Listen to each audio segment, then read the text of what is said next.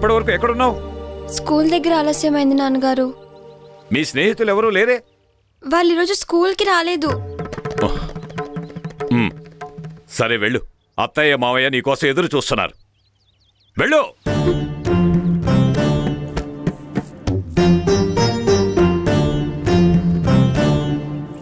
అత్తయ్య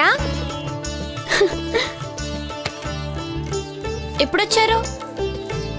ఇప్పుడేనే మల్లిక. బాగా చదువుతున్నావా? బాగా చదువుతున్నాను అత్తయ్య.